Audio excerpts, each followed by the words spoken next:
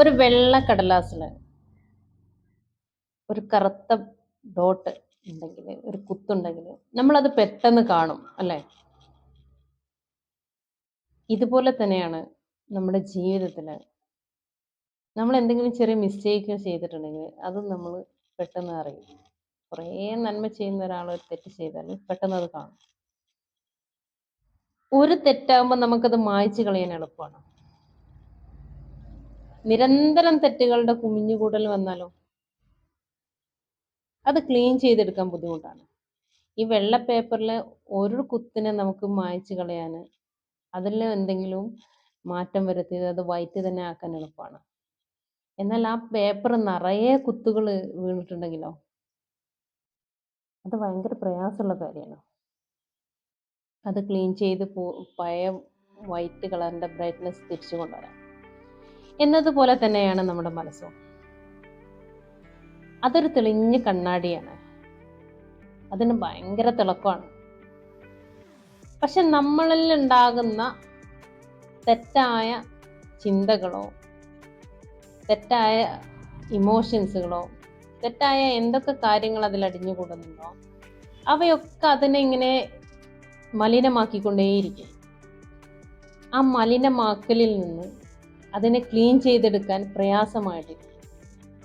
എന്നാൽ അതാത് സമയത്ത് അത് വാഷ് ഔട്ട് ചെയ്യുകയും മൂവ് ചെയ്യിക്കുന്ന രീതിയും ക്ലീൻ ചെയ്യുന്ന രീതിയിൽ നിരന്തരം നമ്മൾ പ്രവർത്തിച്ചുകൊണ്ടിരിക്കുകയാണെങ്കിൽ നമ്മൾക്ക് എപ്പോഴും ആശ്വാസപരമായിട്ടുള്ളൊരു മനോഭാവം ഉണ്ടാവും, സമാധാനപൂർണമായിട്ടുള്ളൊരു ചിന്ത ഉണ്ടാവും. വളരെ നിസ്സാരമായിട്ട് നമ്മൾ കളയുന്ന ചില സംഗതികളായിരിക്കാം മൈൻഡിൽ ആ കറുത്ത കുത്തായിട്ട് വരുന്നുണ്ടാവുക.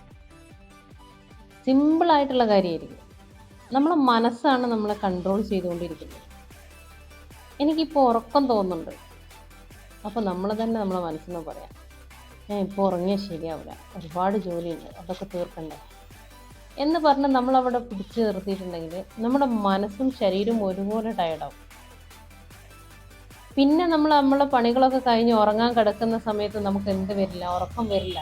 ബോഡി ഓവറായിട്ട് ക്ഷീണിച്ചിട്ടുണ്ടാവും, മനസ്സും അതിനനുസരിച്ച് ക്ഷീണിച്ചിട്ടുണ്ടാവും.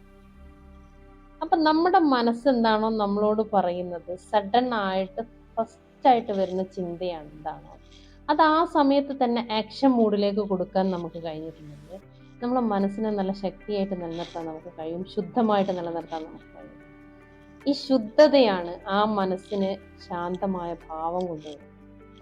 ആ ശാന്തമായ ഭാവം നമുക്ക് കിട്ടിക്കഴിഞ്ഞിട്ടുണ്ടെങ്കിൽ പിന്നെ ജീവിതത്തിലെ ചുറ്റുപാടുകളിൽ നിന്ന് എന്തൊക്കെ പ്രശ്നങ്ങളും പ്രതിസന്ധികളും പ്രയാസങ്ങളും നമ്മൾ വന്നു ചേർന്നിട്ടുണ്ടെങ്കിലും ഈസി ആയിട്ട് അതിനെ കൈകാര്യം ചെയ്യാനുള്ള ഒരു മാനസിക കരുത്ത് നമ്മളിൽ ഉണ്ടാവുകയും ചെയ്യും.